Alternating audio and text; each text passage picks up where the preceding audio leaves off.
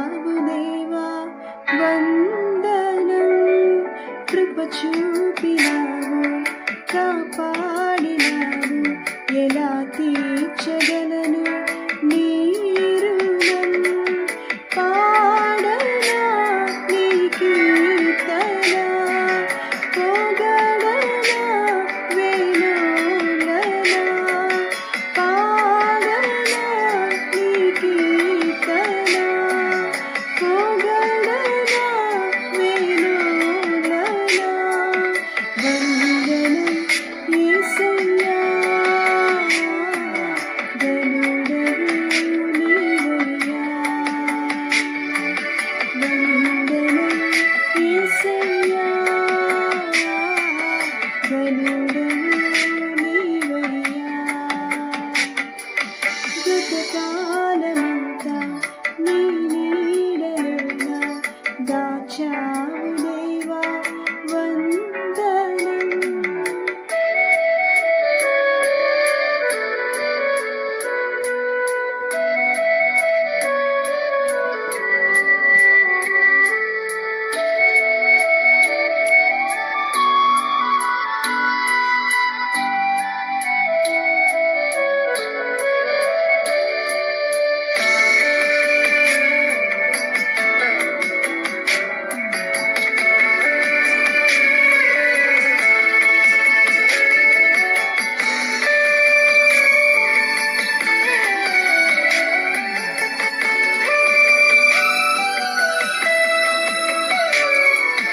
ఎన్నెన్నో అవమానాలెదురైనను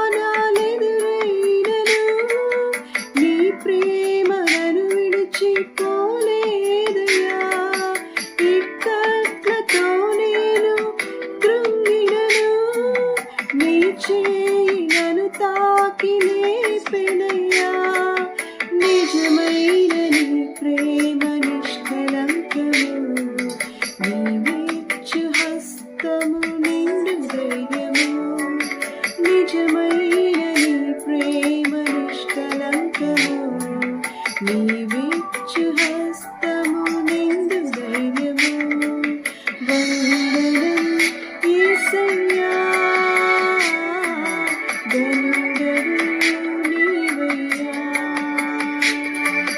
వందనం యేసయ్యా, ధన్యుడవు నీవయ్యా. గతకాలమంతా నీ నీడలోన దాచావు దేవా వందనం.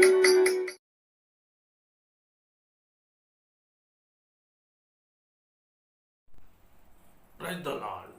దేవునికి స్తోత్రం కలుగును గాక. వాక్య సందేశానికి ముందుగా చిన్న ప్రార్థన చేసుకున్నామండి. సర్వోన్నతుడు, సర్వాధికారివి, సర్వంతర్యామివి, సర్వకృపాంతికి దేవుడు, సర్వశక్తిమంతుడు, మహాగణుడు, మహోన్నతుడు, పరిశుద్ధుడు, నిత్య నివాసివి, ఆశ్చర్యకరుడు, ఆలోచనకర్త, బలవంతుడికి దేవుడు, నిత్యులకు తండ్రివి, సమాధానకర్తకు అధిపతి, మీ పాదములతో ప్రణమిస్తున్నాం స్వామి. ఇచ్చిన పరిచయను ఆశీర్వాదకరంగా దీవెనకరంగా చేయమని యేసు శ్రేష్టమైన నామములో ప్రార్థించున్నాం పరమ తండ్రి, ఆమేన్. గలతీయులకు రాసిన పత్రిక 1వ అధ్యాయం 4వ వచనం. మన తండ్రి అయిన దేవుని చిత్త ప్రకారం క్రీస్తు మనలను ప్రస్తుతపు దుష్టకాలముల నుండి విమోచింపవలనని మన పాపముల నిమిత్తం తను తాను అప్పగించుకొనెను. మరలా చదువుతున్నాను. మన తండ్రి అయిన దేవుని చిత్త ప్రకారం క్రీస్తు మనలను ప్రస్తుత దుష్టకాలముల నుండి విమోచింపవలనని మన పాపముల నిమిత్తం తను తాను అప్పగించుకున్నాను. గత వారంలో సమయం బట్టి కొన్ని కాలాల గురించి తెలుసుకున్నాం. వేసవి కాలం, దాన్నే ఎండాకాలం లేక కరువు కాలం అంటారు. రెండవదిగా వర్షాకాలం, దాన్నే మంచు కాలం, చలికాలం అని కూడా అంటారు. మూడవదిగా కోతకాలం. దీన్ని కొంచెం మాత్రమే మనము తెలుసుకున్నాం, సమయం లేదు కనుక షార్ట్ మెసేజ్ కనుక నేను క్లుప్తంగా ముగించాను. దీన్ని నేను కొనసాగిస్తున్నాను. కోతకాలం మళ్ళా చదువుతున్నాను. కొడవలి పెట్టి భూమి పైరు కోయబడుతుంది. ప్రకటన గ్రంథంలో ఆ మాటలు ఉన్నాయి. మాటలు చదువుతున్నాను. ప్రకటన 4వ అధ్యాయం 15వ వచనము చదువుతాం. అప్పుడు మరొక దూత దేవాలయం నుండి వెడల వచ్చి, భూమి పైరు పండి ఉన్నది, కోతకాలము వచ్చినది, నీ కొడవలి పెట్టి కోయమని గొప్ప స్వరముతో ఆ మేఘము ఆసీనుడై ఉన్నవానితో చెప్పాను. మేఘం మీద ఆసీనుడై ఉన్నవాడు తన కొడవలి భూమి మీద వేయగా భూమి పైరు కోయబడెను. ప్రియమైన సహోదరి సహోదరుడా, భూమి మీద జీవించుతున్న నీవు నేను అంతే. పైరు కోస్తున్నాం, పైరే కదా మనం కోస్తున్నది. మనం కోసేది ఎవరు అనుకుంటాం. విద్యార్థులకు కలం కోస్తుంది. వారు ఏ విధంగా రాశారో ఆ రిజల్ట్ ఒక దినాన బట్టబయలు అవుతుంది. పాసా, ఫెయిలా, డిస్టింక్షనా, ఫస్ట్ క్లాసా, సెకండ్ క్లాసా, థర్డ్ క్లాసా, లేకపోతే స్టేట్ ఫస్టా, లేక ఆల్ ఇండియా ఫస్టా? ఒక దినాన పైరు కోయబడుతుంది. విద్యార్థులైనా సరే, వ్యాపారులైనా సరే, వ్యవసాయదారులైనా సరే, ఉద్యోగస్తులైనా సరే, నిరుద్యోగులైనా సరే, ప్రతి మానవుని యొక్క జీవితాన్ని దేవుడు ఒక దినాన. అందుకే చూడండి, ప్రసంగి అంటాడు, చూడండి చాలా చక్కటి మాట.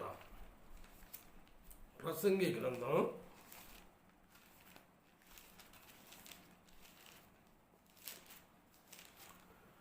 3వ అధ్యాయం. ప్రతిదానికి సమయం కలదు. సమయం అంటే టైం అంటే కాలం. అది సమయం కలదు. ఆకాశమే క్రింద ప్రతి ప్రయత్నమునకు సమయం కలదు. పుట్టుటకు, చచ్చుటకు, దాటుటకు, నాటబడిన దాన్ని పెరికివేయుటకు, చంపుటకు, బాగు చేయుటకు, పడగొట్టుటకు, కట్టుటకు, ఏడ్చుటకు, నవ్వుటకు, దుఃఖించుటకు, నాట్యమావుటకు, రాళ్లను పారవేయుటకు, రాళ్లను కుప్పవేయుటకు, కౌగలించుట మానుటకు, వెదకుటకు, పోగొట్టుకుంటకు, దాచుకుంటకు, పారవేయుటకు, చింపుటకు, కుట్టుటకు, మౌనముగా ఉండుటకు, మాటలాడుటకు, ప్రేమించుటకు, ద్వేషించుటకు, యుద్ధము చేయుటకు, సమాధాన పడుటకు. కష్టపడిన వారికి తమ కష్టము వలన వచ్చిన లాభమేమి? ఎంత స్పష్టంగా ఇవన్నీ అక్షరాలు జరుగుతున్నాయా లేదా? పుట్టేవాళ్ళు పుడుతున్నారు, పుట్టినప్పుడు చచ్చిపోయే వాళ్ళు ఉన్నారు, అంతా బాల్యంలో చచ్చిపోయే వాళ్ళు ఉన్నారు, యవ్వనంలో చచ్చిపోయే వాళ్ళు ఉన్నారు. అలాగే మరి బాగా వారి జీవితము గడిపి అలాగ సంవత్సరాలు నిండిన వారు చనిపోయే వారు ఉన్నారు. అంతకాకుండా సడన్గా యుద్ధంలో చనిపోయేవారు ఉన్నారు, సైక్లోన్లో చనిపోయేవారు, జలప్రలయం ద్వారా చనిపోయేవారు ఉన్నారు, ఎర్త్క్వేక్ భూకంపాల వల్ల చనిపోయేవారు ఉన్నారు. లేరంటారా? ఉరుముల మెరుపులు పిడుగుల ద్వారా చనిపోయే వాళ్ళు ఉన్నారు. ఇవన్నీ కూడా సూచనలు అని దేవుడు చెప్తున్నాడు మత్తయి సువార్తలో చాలా స్పష్టంగా. చూడండి, ఆ మాటలు కూడా చదువుతాను. మత్తయి సువార్త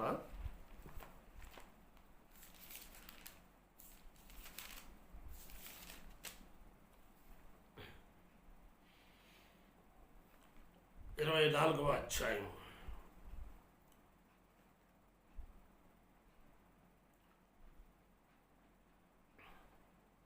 3వ వచనం నుంచి చదువుతున్నాం. ఆయన ఒలివ కొండ మీద కూర్చుండి ఉన్నప్పుడు శిష్యులు ఆయన వద్దకు ఏకాంతముగా వచ్చి, ఇవి ఎప్పుడు జరుగును? నీ రాకడకును ఈ యుగ సమాప్తికి సూచనలేవి మాతో చెప్పమనగా, యేసు వారితో ఇట్లనను, ఎవడును మిమ్మును మోసపరచకుండా చూచుకునుడి. అనేకులు నా పేరట వచ్చి నేనే క్రీస్తునని చెప్పి పలువురిని మోసపరచెదరు. మరియు మీరు యుద్ధములను గుర్చియో యుద్ధ సమాచారములను గుర్చియో వినబోదరు. మీరు కలవరపడకుండా చూచుకునుడి. ఇవి జరగవలసి ఉన్నవి కానీ అంతము వెంటనే రాదు. జనం మీదకి జనమును రాజ్యం మీదికి రాజ్యమును లేచును, అక్కడక్కడ కరవులను భూకంపములను కలుగును, ఇవన్నీ వేదనలకు ప్రారంభము. అప్పుడు జనులు మిమ్మను శ్రమల పాలు చేసి చంపెదరు, మీరు నా నామము నిమిత్తము సకల జనముల చేత ద్వేషింపబడుతురు. చూడండి, మళ్ళా 35వ వచనం నుంచి చదువుతున్నాను. 34వ వచనం, ఇవన్నీ జరుగు వరకు ఈ తరము గతింపదని నిశ్చయముగా మీతో చెప్పుచున్నాను.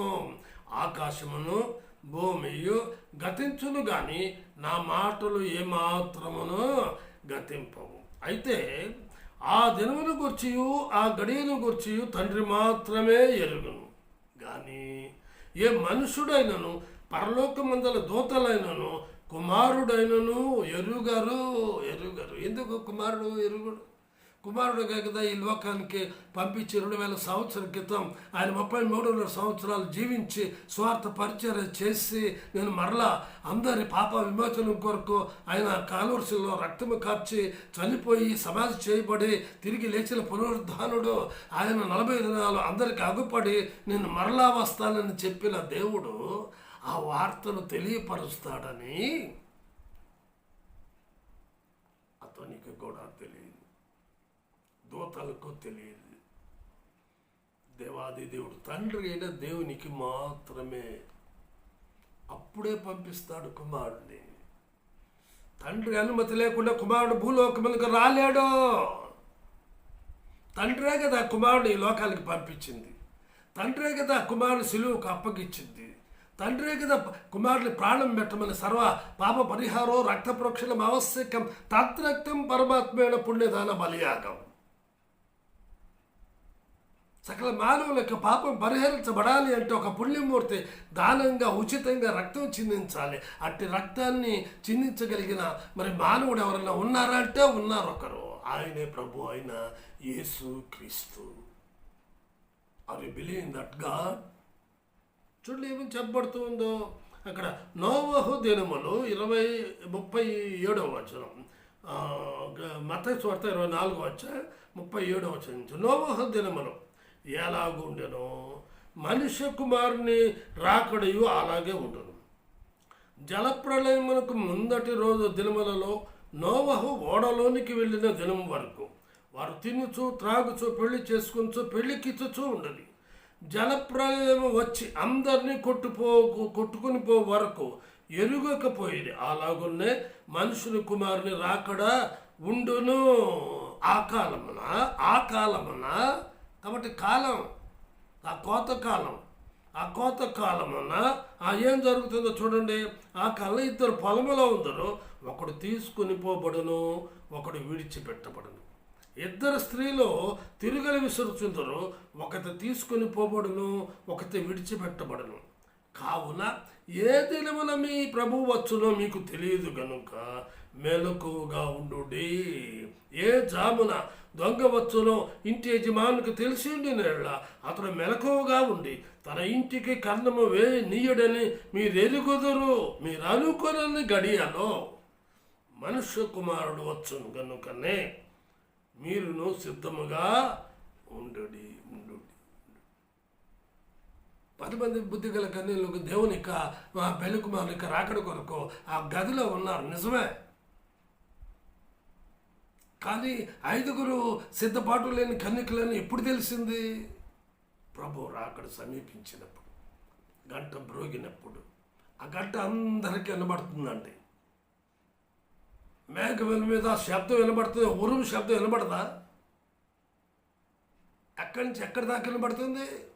తూర్పు నుంచి పడమర దాకా వినబడుతుంది, ఉత్తరం నుంచి దక్షిణం దాకా వినబడుతుంది. మన దేవుని యొక్క స్వరం, ఆ గంట, ఆయన రాకడ గంట వినబడదా? అందరికి వినబడుతుంది.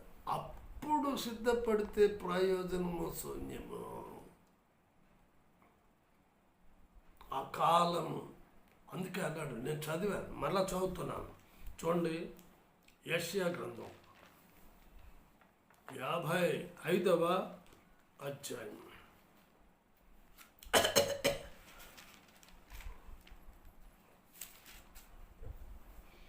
6వ వచనం, యెహోవా మీకు దొరుకు కాలమందు ఆయనను వెదకుడి. ఎందుకు స్వార్థ చెప్తున్నారు? You must know the real God. సృష్టికర్త ఎవరో తెలియజేస్తున్నాం అంతే, కానీ మత మార్పిడి కాదు, మతాన్ని రుద్దటంలే. సెకండ్ కమింగ్ ఆఫ్ జీసస్, యేసుక్రీస్తు త్వరలో రాబోతున్నాడన్న సత్యాన్ని తెలియజేస్తున్నాం. తెలుసుకుంటే మంచిది, గ్రహిస్తే మంచిది, ఎరిగితే మంచిది. అందుకే కదా ప్రసంగి యొక్క మరి వచనాన్ని నేను చదివాను, మళ్ళా చదువుతున్నాను. చూడండి, ప్రసంగి గ్రంథం 11వ అధ్యాయం 9వ వచనం, యవ్వనుడా యవ్వనురాలా నీ యవ్వనమందు సంతోషపడుము, నీ యవ్వన కాలమందు నీ హృదయం సంతుష్టిగా ఉండనిమ్ము, నీ కోరిక చొప్పులను నీ దృష్టి యొక్క ఇష్టము చొప్పులను ప్రవర్తింపము. అయితే వీటన్నిటిని బట్టి దేవుడు నిన్ను తీర్పులోనికి తెచ్చునని జ్ఞాపకముంచుకొనము. లేత వయస్సును నడిప్రాయమును గతించిపోవును గనుక నీ హృదయంలో నుండి వ్యాకులమును తొలగించుకొను, నీ దేహమును చెరుపుదాన్ని తొలగించుకొను. 12వ అధ్యాయం 1వ వచనం, ప్రసంగి, దుర్దినములు రాకముందే ఇప్పుడు వీటి ఎందు నాకు సంతోషం లేదని నీవు చెప్పు సంవత్సరంలో రాకముందే, తేజస్సులకును సూర్యచంద్ర నక్షత్రములకును చీకటి కమ్మకముందే, వాన వెలిసిన తర్వాత మేఘముల మరలా రాకముందే, నీ బాల్య దినములందే నీ సృష్టికర్తను స్మరణకు తెచ్చుకొనము.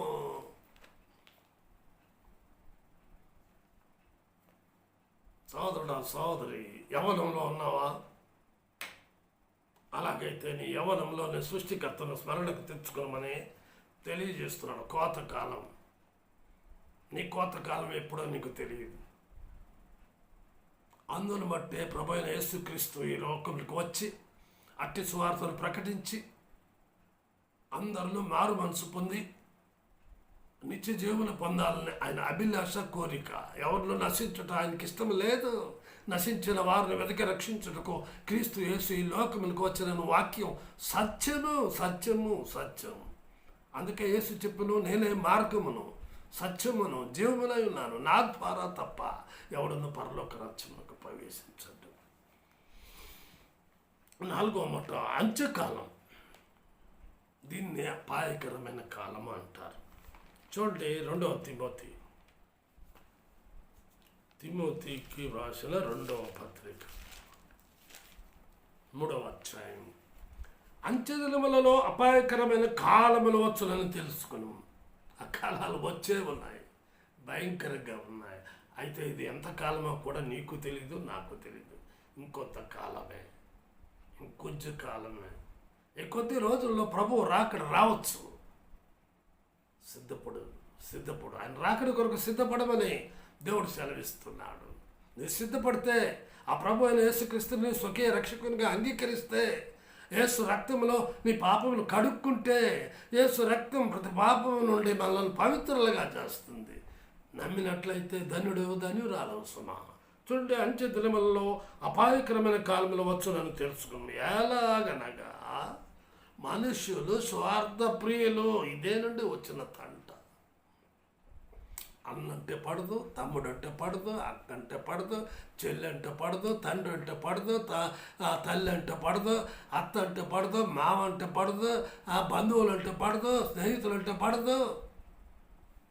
ఎవరంటే పడుతుంది? చూడటం లేదా ప్రపంచంలో ఏం జరుగుతుంది? ఒకడు ఆస్తి కోసం కుమారుడు తల్లిని గొడ్డలతో నరికి చంపాడట.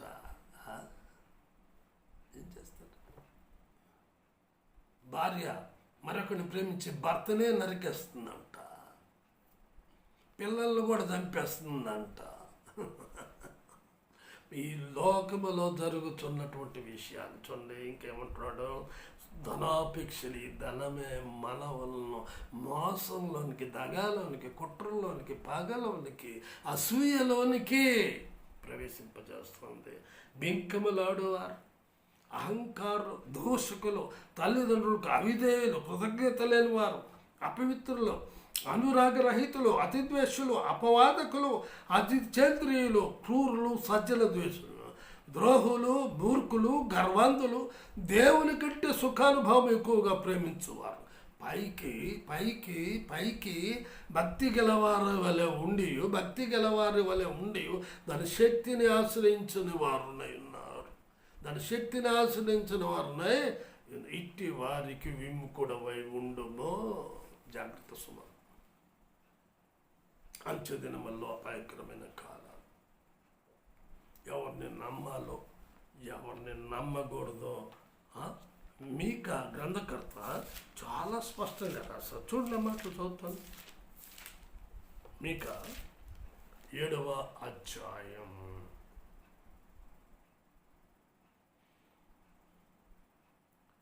2వ వచనం.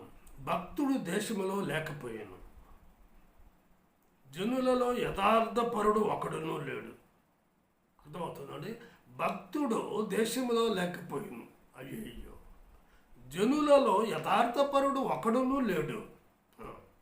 అందరును ప్రాణహాని చేయుటకై పొంచుడు వారే. ప్రతి మనుషును కిరాతుడై తన సహోదరుని కొరకు వాళ్ళను బొగ్గును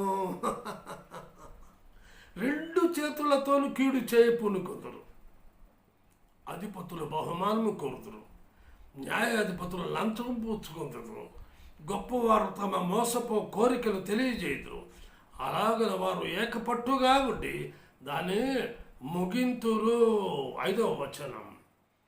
స్నేహితుని యందు నమ్మకించవద్దు, ముఖ్య స్నేహితుని నమ్ముకొనవద్దు. నీ కావుగిట్టులో పండుకొని ఉన్న దాని ఎదుట నీ పెదవుల ద్వారములకు కాపు పెట్టము.